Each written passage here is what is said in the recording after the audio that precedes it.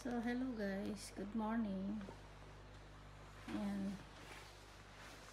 Dinilibor na itong mga gagamitin namin sa bukid. Mga insecticide.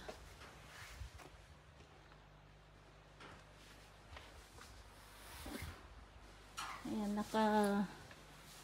naka-ready na itong mga pang insecticide namin.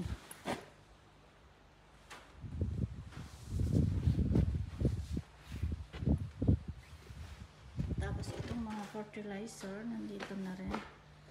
Tapos yung asawa ko nag-aayos din ng mga gamot din doon. May mga gamot pa kami doon sa kabilang agawids. And then nandito rin yung iba.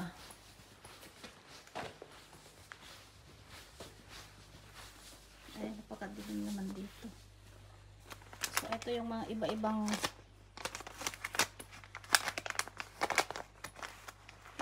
insecticide guys. Madilim. Ayan.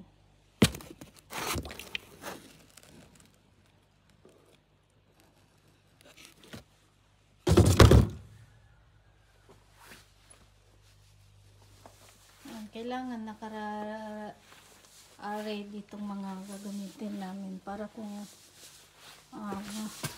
kinulang, tatawag na lang kami.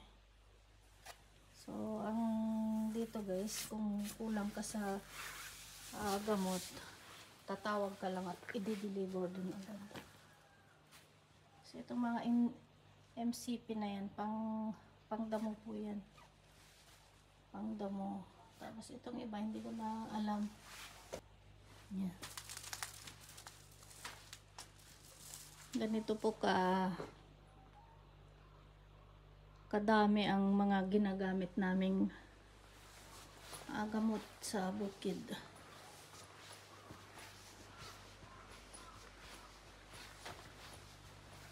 So, tagpa 5 liter na itong mga ganito guys. So,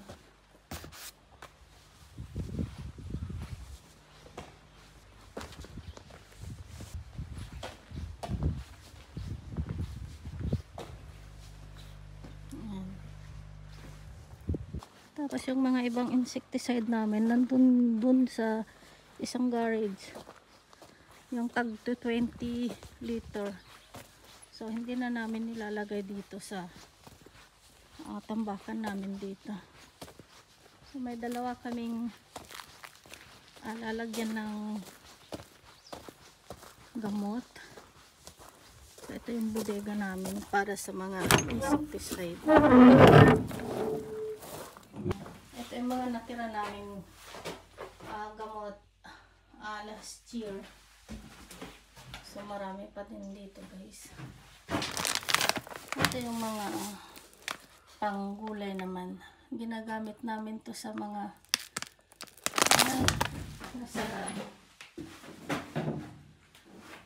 sa mga repolyo, ganyan.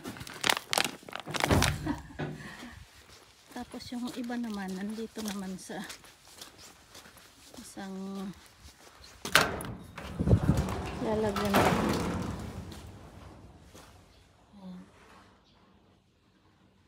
So, kailangan may ganito kang lalagyan guys. Para safety. So, ang mga alam ko lang na gamot, itong mga ginagamit kong pangdamo. Itong MCP, saka Xatoriking, saka itong Roundup. So, ginagamit lang itong mga to guys sa mga walang tanim. Sa mga ano lang pwedeng i-gamitin to. Sa damo lang dapat. So, ito guys. Ito yung mga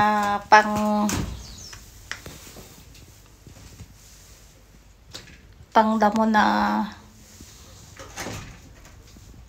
insecticide. Nandito lahat yung mga gamit namin.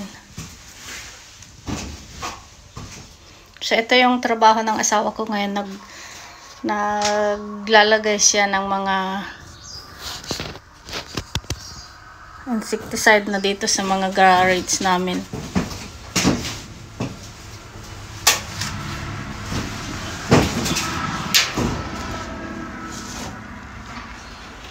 Yan. Isarado natin kasi dito yung mga alaga naming manok. Baka pasukin nila. Malalason pa sila. Yan ang buhay farmers dito sa Hokkaido. Tapos nandito rin yung mga ibang gamot guys. Oh. Ticamento.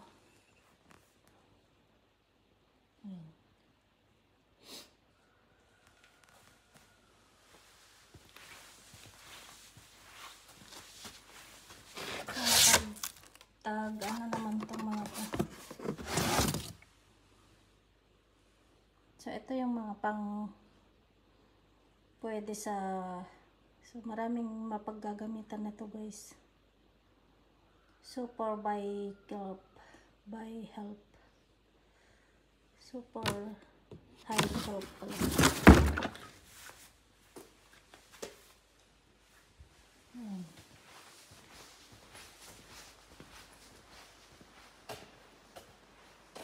Tapos yung iba naman nandito rin.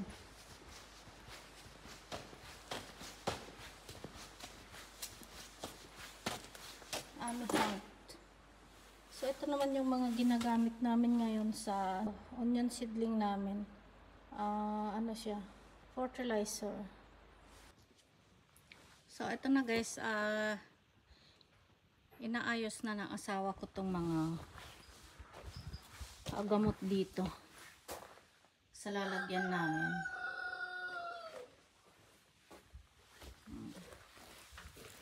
Tapos yung iba nandun.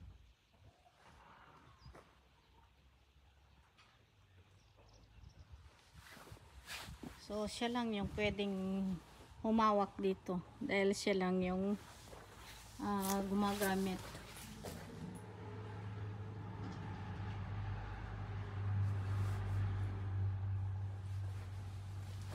Sinisiperate niya yung mga gamot, mga pang damo saka yung sa pang mga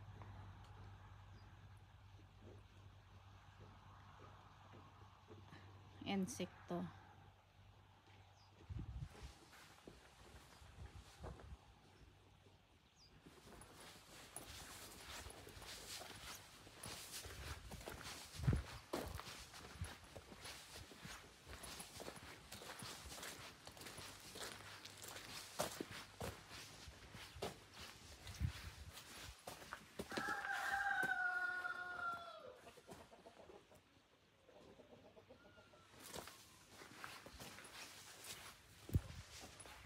Ayan yung stock room namin ng mga insecticide.